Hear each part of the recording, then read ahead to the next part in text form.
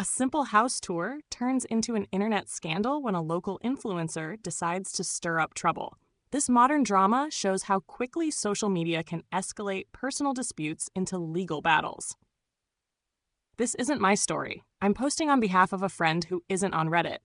So, my friend, 39F, and her husband, 44M, have been house hunting. They live in a suburb of a major metropolitan area.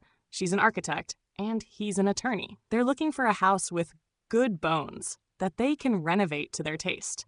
A couple of weeks ago, they toured a house that seemed like a great fit. It needed work, but the price was right, and they were interested in making an offer. Then, 4 days later, my friend got a text from a friend with a link to an Instagram reel. It was posted by a local mommy influencer, 35F. She clicked the link, and to her horror, it was a security camera video of her and her husband touring the house. The influencer had spliced together clips of my friend pointing out issues with the house, making it look like she was trashing the place. Then the influencer added commentary, calling my friend and her husband mean and nasty people, and declaring that she would never sell to them. And just to make things worse, their faces were fully visible in the video. My friend's husband, being an attorney, immediately drafted a cease and desist letter. It demanded that the influencer take down the video or face legal action. Instead of removing the video, the influencer doubled down. She went on a rampage, blasting them all over social media. Her followers, an army of mommy trolls, started harassing my friend and her husband online. They flooded the law firm's social media accounts. They even went after my friend's architecture firm. Their realtor was mortified. The seller's realtor was also embarrassed. And needless to say, they are not pursuing that house anymore. Some of their friends think they should just ride it out, that social media outrage always dies down eventually. But my friend and her husband aren't backing down. If the influencer doesn't take down the video soon, they're fully prepared to take her to court. So, AITA for threatening legal action? Or should they just let it go? Social media can be a double-edged sword. When online drama spills into real life, is it worth fighting, or should you just scroll past the chaos? I'm curious to know what you do. When favoritism and neglect in a family set the stage for explosive sibling conflict, the consequences can be devastating. This story of long-simmering resentment and a violent outburst will leave you reeling. For context, I'm a 31-year-old man, and my older brother, 40M, has 2 sons, Jack, 16, and James, 13. Jack was born when my brother was still in college. He wasn't ready for a child, and he and his girlfriend struggled for a while. Our parents helped, and I did what I could too. Eventually, he got through school, landed a good job, and married his girlfriend. Then they had their second son, James, and that's when everything changed. James was the planned child, the child they actually wanted, and because of that, they spoiled him rotten. Jack? He was just there, given the bare minimum. If our parents or I ever pointed it out, my brother and his wife would just brush it off, saying James deserved more because they were in a better financial position now. Jack never once complained. He was happy just seeing his little brother happy. But James? He was entitled. Everything had to be about him. If Jack ever got something nice, James had to have it too. And if he couldn't have it, he'd make sure Jack lost it. Over the years, I watched the light in Jack's eyes fade. Then came this past Christmas. I love both my nephews, Lent, but I refused to enable James's entitled behavior. So I bought both of them a Nintendo Switch. Jack had wanted one for years, and when he opened it, he was ecstatic. He hugged me, thanked me over and over again. He was so grateful. James? He looked at his Switch, scoffed, and said, "I wanted a PS5, not this." Then he threw it away. Whatever. I wasn't about to argue with a spoiled kid. I did my part. But a few days later, Jack showed up at my door, crying and shaking. Apparently, after Christmas, he had been having the time of his life playing The Legend of Zelda. But James hated seeing him happy. So James broke his own Switch, then ran to their mom crying, blaming Jack for it. And of course, their mom believed him. She took Jack's Switch, gave it to James, and grounded Jack. That was the breaking point. Jack snapped. Years of being ignored, mistreated, and cast aside, all that pent-up anger finally exploded. He grabbed James by the neck and choked him. His mom screamed, trying to pull him off, but Jack wouldn't let go. Through gritted teeth, he demanded James tell the truth. James, struggling for air, finally cracked. He admitted he had lied. Jack let go. James fell to the floor, gasping for breath, and Jack ran, straight to my apartment. A little while later, I got a call from my brother, demanding that I send Jack home to answer for what he did. Jack wanted to go back and face the consequences alone, but I refused to let him go without me. When we got there, I immediately noticed James. For the first time in his life, he looked scared. My brother started yelling at Jack, but I shut that down real quick. I turned to James, right in front of everyone, and asked, "Why did you do it?" At first, he said nothing, but I kept pushing, and eventually he admitted it. Jack was having too much fun, and it annoyed me. That's all it was. Jack being happy bothered him. Their mom, of course, jumped in to defend James. "He's just a kid," she said. "You can't blame him." I sent Jack outside, then turned to my brother and let him have it. I laid it all out. The way they had neglected Jack, how they spoiled James to the point of turning him into a terrible person, and how their blind favoritism had destroyed their own son's sense of self-worth. For the first time, my brother just listened. He didn't say a word. He didn't try to defend himself. He just stood there, staring at the floor. His wife tried to argue, but this time, he shut her up. Reality had finally hit him. I told him straight up, if he and his wife didn't want Jack, I'd take him in myself. Then I walked out with Jack by my side. Now, Jack is staying with me. He's playing his games, studying, being a normal, happy kid. His mom has been blowing up my phone, accusing me of favoritism and meddling in their family affairs. I ignored her. I haven't heard from my brother yet. Maybe he's still processing everything.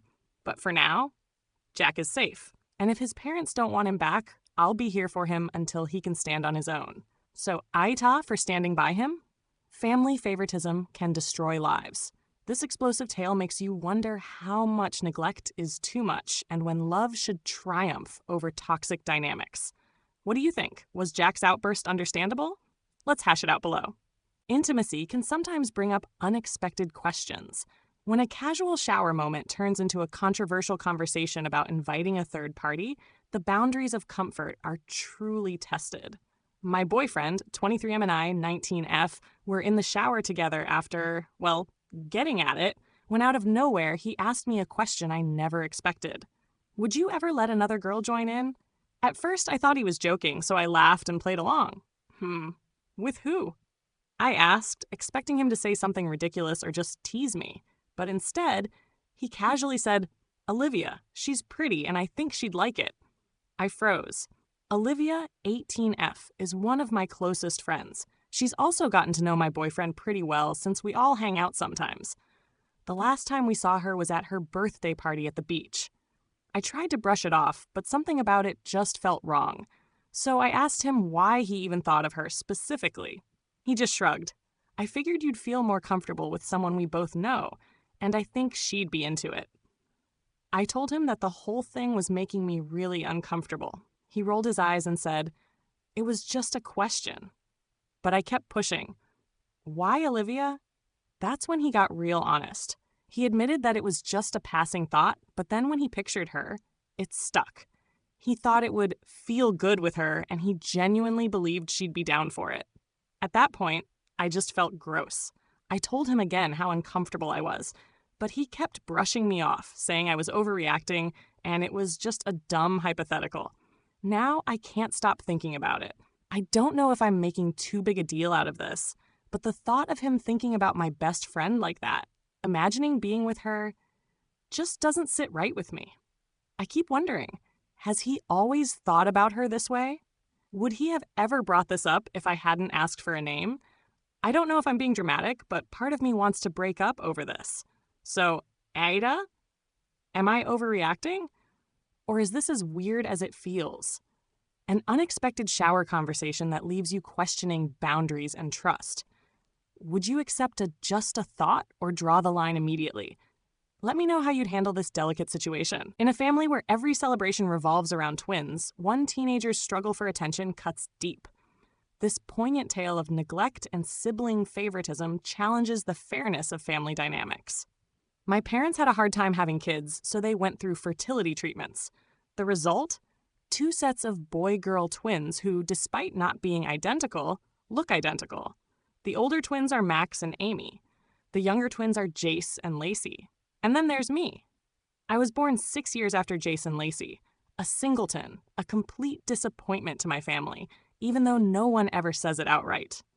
Everything in my family revolves around the twins. Their birthdays? Huge celebrations. Christmas?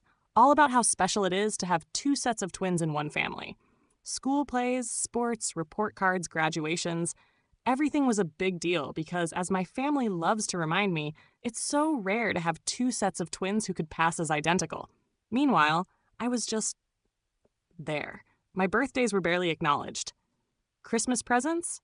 Nowhere near the level of my siblings. Report cards? No one cared. If I had a big game or a school play, I'd be lucky if even one parent showed up. I was never as close to my siblings as they were to each other. They had their twin bond, their inside jokes, their special attention from the family. They loved being the center of it all, and I learned pretty quickly that I was just an afterthought. Fast forward to now, I'm 17, about to graduate high school. A few weekends ago, the topic of my graduation came up. My siblings are all busy with work or college, so they can't make it. My extended family's response? Well, I guess we don't need to plan around it then. I told them I still wanted them there. They just brushed me off. You don't need anyone there. I asked why they got all this love and attention for their graduations, and they gave me the same tired excuse. Because it's such a big deal for twins. When you have two sets of twins in the same family, that's something to celebrate. That's when I snapped. I told them, it's not my fault I wasn't born a twin. Why should I be ignored because of something I had no control over? My grandfather immediately scolded me. At 17, you shouldn't be jealous of what other kids get. And as a boy, you shouldn't be so emotional about this kind of stuff. That just made me angrier. Even teenage guys want to feel like they matter. The whole room got quiet. Then one of my aunts chimed in, saying I was gaslighting the family. My grandma, parents, and a few other relatives piled on, claiming I was emotionally manipulating them by making them feel guilty. Now they want me to apologize, not just for what I said, but for even bringing it up in the first place. They keep insisting that no one ever said it was my fault I wasn't a twin, but actions speak louder than words. So, AITA? A raw, painful look at how family favoritism can make you feel invisible. When is it acceptable to demand recognition? I want to know. Are you the type to fight for your worth, or do you let it slide? Share your insights below.